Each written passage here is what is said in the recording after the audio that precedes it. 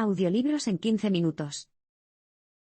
Suscríbete al canal y explora un nuevo libro cada día.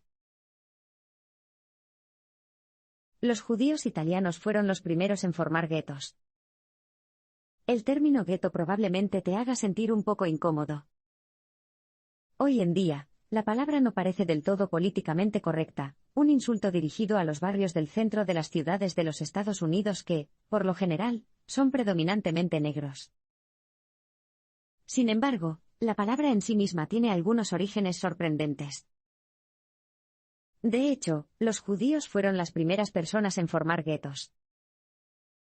En la Italia del siglo XVI, los gobernantes de la ciudad y la Iglesia católica percibieron el judaísmo como una amenaza para el cristianismo. En 1516, Venecia emitió un decreto que confinaba a los judíos venecianos en el Ghetto Nuovo, un distrito de la ciudad con murallas altas. La palabra en sí proviene de la palabra veneciana para su fundición de cobre, el gueto. Siguiendo el ejemplo de Venecia, la ciudad de Roma pronto formó un gueto propio. Los judíos se vieron obligados a vivir separados en estos guetos, lejos del resto de la población. Aunque todavía podían interactuar libremente con otros residentes, su separación tuvo consecuencias. El resultado fue una cultura y una comunidad sólidas, pero los guetos también estaban superpoblados, tenían altas tasas de mortalidad y estaban plagados de enfermedades. Cuando Napoleón Bonaparte invadió Italia, a principios del siglo XIX, intentó poner fin a las políticas de creación de guetos. Sin embargo, los guetos oficiales y aprobados por el Estado persistieron hasta finales del siglo XIX. Los orígenes del gueto establecieron una lógica circular que continúa hasta nuestros días. El argumento es el siguiente. Los judíos de los guetos vivían en peores condiciones, y eran menos ricos que los ciudadanos cristianos que vivían fuera de los guetos. Por lo tanto, generaciones de europeos cristianos llegaron a la conclusión de que la creación de guetos de los judíos era natural, y estaba sancionada por Dios, una manifestación física de un orden moral. En realidad, las malas condiciones en los guetos se debieron a la política de separación forzada. En consecuencia, surgió una justificación circular. Los cristianos consideraban que los guetos eran necesarios para contener la miseria judía innata y natural. Después de la Segunda Guerra Mundial, la palabra gueto se usó para describir los barrios afroamericanos. A principios del siglo XX, un gueto ya no significaba una separación legal formalizada de los pueblos. En cambio, se asoció con los barrios judíos voluntarios en general. Sin embargo, estos guetos todavía estaban ubicados en áreas urbanas abarrotadas y empobrecidas, como el Lower East Side de Nueva York o los alrededores de Leopoldstadt en Viena. El autor judío alemán Louis Wirth, en su libro de 1928, El gueto, señaló que estos barrios no fueron creados por funcionarios del gobierno. En cambio, eran enclaves étnicos y barrios marginales autosegregados, donde los inmigrantes se agrupaban. Más tarde, los nazis se apropiaron del término. Utilizaron la etiqueta para indicar los recintos urbanos, rodeados de alambre de púas, en los que decomisaban a los judíos por la fuerza. En estos guetos, los judíos morían de hambre y eran torturados. No fue hasta después de la Segunda Guerra Mundial que los afroamericanos comenzaron a usar la palabra gueto en referencia a sus propios barrios urbanos. En 1945, Horace Cayton y St. Clair Drake, dos estudiantes negros de posgrado de la Universidad de Chicago, publicaron su libro Black Metropolis, A Study of Negro Life in a Northern City. Los autores utilizaron las imágenes de los recientes guetos judíos para criticar el racismo en Chicago, y describieron cómo los barrios blancos bloqueaban el acceso a propietarios e inquilinos negros que aspiraban a ser propietarios e inquilinos negros. El objetivo de los autores era demostrar que el racismo prevalecía tanto en el norte de Estados Unidos como en el sur. Citaron a norteños blancos que hablaron libremente sobre sus prejuicios contra los negros, y su deseo de restringir los empleos para los estadounidenses negros y mantener un gueto negro. Incluso el rector de la Universidad de Chicago, Robert Maynard Hutchins, abogó abiertamente por los barrios solo para blancos e incluso utilizó fondos de la universidad para financiarlos. Clayton y Drake consideraban a los estadounidenses negros como los judíos de Estados Unidos. Para ellos, la piel negra era similar a las insignias amarillas de la estrella de David que los nazis habían obligado a llevar los judíos de Varsovia. El racismo estructural contra los negros iba de la mano con la discriminación en la vivienda. Vale la pena analizar más de cerca el estudio de Clayton y Drake sobre el racismo. De las muchas maniobras discriminatorias sobre las que llamaron la atención, destaca una en particular: los blancos hicieron pactos entre sí que especificaban que no permitirían que sus propiedades fueran ocupadas, arrendadas, vendidas o entregadas a personas negras. Estos pactos se denominaron pactos restrictivos y, de hecho, impidieron que los negros vivieran en barrios blancos. Una cuota fija restringía la residencia de personas no blancas al 2%. Era una discriminación racial explícita. El propio presidente de la Universidad de Chicago era un fan. Y en el área metropolitana de Chicago, estos pactos permanecieron en vigor durante 2 décadas. Se renovaban automáticamente a menos que el 75% de los propietarios votara a favor de rescindirlos.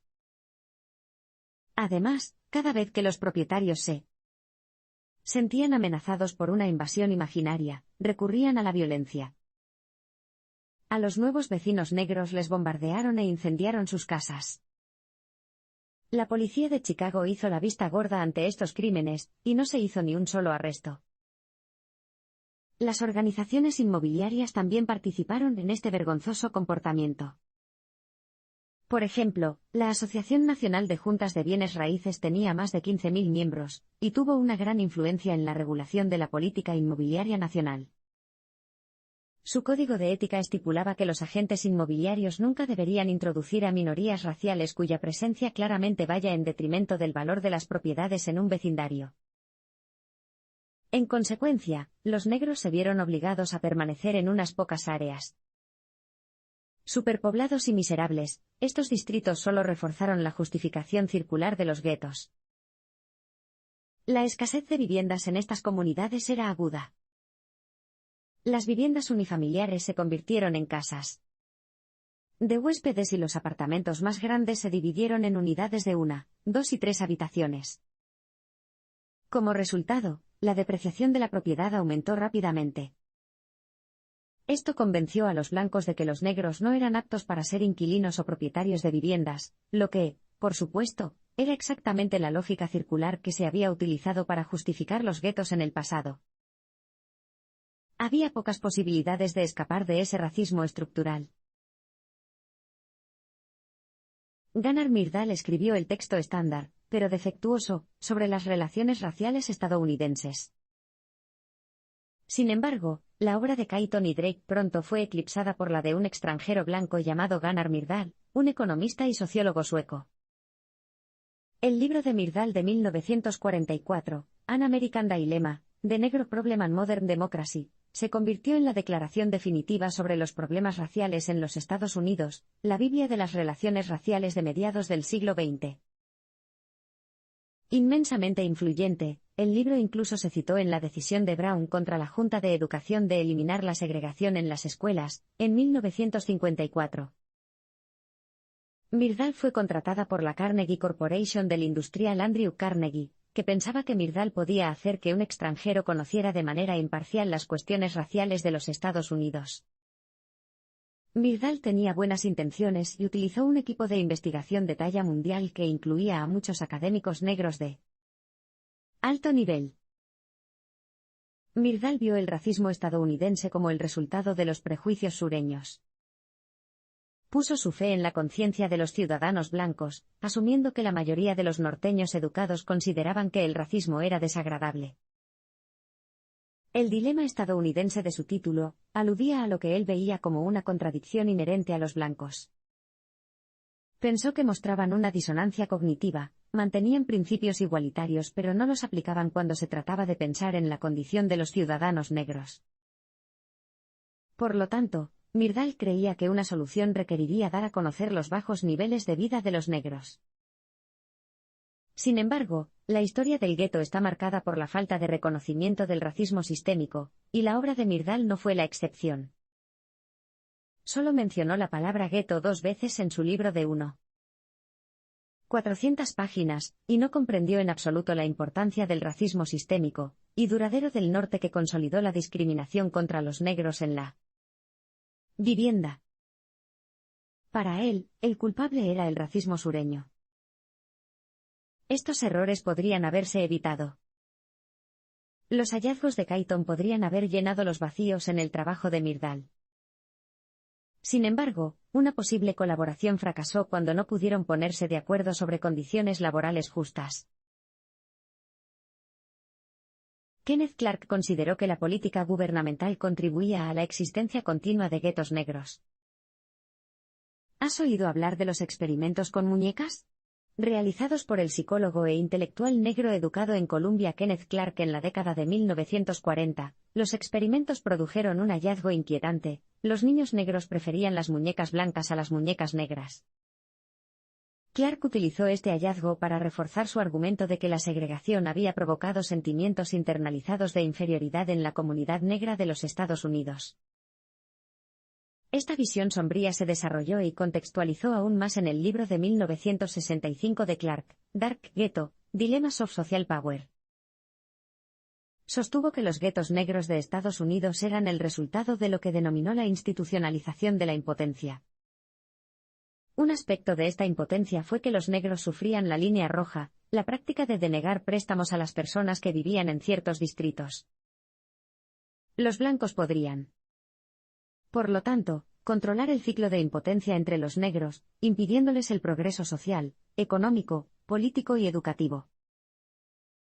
Clark también destacó que, en última instancia, las políticas gubernamentales racistas y los desarrolladores capitalistas habían dado forma a los guetos. Por ejemplo, las agencias federales legitimaron las prácticas de supresión, que influyeron en las operaciones de los prestamistas privados. El resultado fue que los fondos destinados a hipotecas se desviaron de los barrios negros y, en cambio, se utilizaron para construir grandes proyectos de viviendas públicas. Estos edificios, a menudo rascacielos, consolidaron aún más el aislamiento social en una sociedad ya de por sí desigual.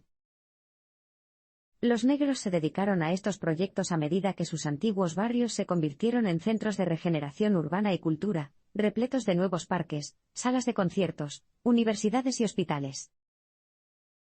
Estas mejoras fueron, de hecho, un pretexto para la reubicación masiva y estructural de los pobres negros de las zonas urbanas. Además de esto, las perspectivas económicas de los proyectos eran sombrías. En tiempos de recesión económica, los empleos negros fueron los primeros en desaparecer y los últimos en regresar. Los sindicatos también eran discriminatorios. Además, los guetos estaban mal situados geográficamente para encontrar trabajo. Desde mediados de la década de 1960, los empleos se habían trasladado a las afueras de las áreas metropolitanas. Lamentablemente, a pesar de las ideas de Clark, su trabajo obtuvo pocos favores entre los responsables políticos de la época. La evaluación de Daniel Patrick Moynihan sobre el gueto se convirtió en la opinión aceptada en la década de 1960. En la década de 1960, siguiendo la larga historia de Estados Unidos de prestar poca atención a las voces de la comunidad negra, los expertos negros tuvieron poco impacto en el gobierno a la hora de entender y elaborar políticas sobre los guetos negros. En cambio, subió al escenario un asesor político irlandés-estadounidense de la Casa Blanca, el demócrata Daniel Patrick Moynihan. En 1963, el presidente Kennedy le pidió a Moynihan, su subsecretario de Trabajo, que redactara lo que se convertiría en la Ley de Oportunidades Económicas de 1964. El acto marcó el comienzo de lo que se conocería como la guerra contra la pobreza. El informe de Moynihan recopiló estadísticas sobre las familias negras. Al aducir una estructura familiar matriarcal y un gran número de nacimientos ilegítimos, llegó a la conclusión de que los guetos y las comunidades negras estaban en decadencia. Consideró que la ruptura de la estructura familiar era una de las causas principales de la creciente dependencia de la asistencia social, y advirtió que si este daño no se reparaba, todos los esfuerzos para combatir la pobreza y la discriminación acabarían en fracaso. Este informe, por supuesto, fue un caso clásico de culpar a las víctimas, ya que ignoraba por completo las realidades del racismo estructural blanco más profundo. Básicamente, el informe Moynihan culpó a los negros por las condiciones en los guetos. El 6 de agosto de 1965, el presidente Lyndon B. Johnson respondió firmando la Ley de Derechos Electorales. La idea, afirmó, era crear condiciones para la igualdad de los negros. Al hablar en la Universidad Howard, históricamente negra, en Washington, D.C., Johnson argumentó que fortalecer a la familia debería ser la principal prioridad. En su opinión, una unidad familiar fortalecida rompería el ciclo de la desventaja y la pobreza de los negros. La mala aplicación y la mala interpretación de los estudios sociológicos continúan hasta nuestros días. Ha habido algunas ocasiones en las que se han escuchado las ideas de los sociólogos negros. Sin embargo, esto no siempre ha supuesto un cambio positivo. El sociólogo afroamericano William Julius Wilson defendió que la desigualdad económica, más que la raza, era el mayor problema social al que se enfrentaba Estados Unidos, incluso en los guetos. En 1978, Wilson publicó The Declining Significance of Race, un libro que promovía un enfoque neutral desde el punto de vista racial de los problemas sociales. Definió el gueto como un barrio donde más del 40% de la población vivía en la pobreza. Para él, los desequilibrios raciales y de poder sistémico no tenían nada que ver con eso. Creía que el desempleo generalizado se debía más a la desindustrialización de los centros urbanos que al racismo, por lo que recomendó encarecidamente los programas federales de empleo como solución. La reacción fue enorme, especialmente por parte de académicos y líderes negros. Después de todo, en la década de 1970, las escuelas estaban aún más segregadas que en 1954, cuando el Tribunal Supremo falló en contra de la segregación educativa. La esperanza de Wilson era que los estadounidenses blancos respondieran mejor a las políticas neutrales desde el punto de vista racial. Sin embargo, nunca surgió ningún programa de empleos masivos. De hecho, todo lo contrario. Los conservadores de la administración Reagan tergiversaron su trabajo y, más tarde, inspiró al demócrata Bill Clinton a declarar que quería acabar con la asistencia social tal como la conocemos. Las políticas gubernamentales, que cooptaron y distorsionaron las ideas de Wilson, introdujeron penas penales más severas, canalizaron más fondos a los departamentos de policía e impusieron requisitos laborales a los beneficiarios de la asistencia social. La Ley de Conciliación de la Responsabilidad Personal y las Oportunidades Laborales, 1996, de Clinton, por ejemplo, ha recibido fuertes críticas por obligar a las madres a buscar trabajo, sin importar lo mal que estén, tras un periodo limitado de apoyo social. Su objetivo era promover la responsabilidad personal por encima de la desigualdad estructural. Estas políticas reflejan hasta qué punto la pobreza estructural y el racismo que afectan a los guetos negros se han dejado de lado en la política estadounidense. Hasta el día de hoy, se sigue culpando a las personas atrapadas en los guetos por las circunstancias en las que se encuentran. Solo cabe esperar que, algún día, la culpa recaiga donde corresponde, no a las víctimas de la represión blanca y del racismo estructural, sino a sus perpetuadores y defensores.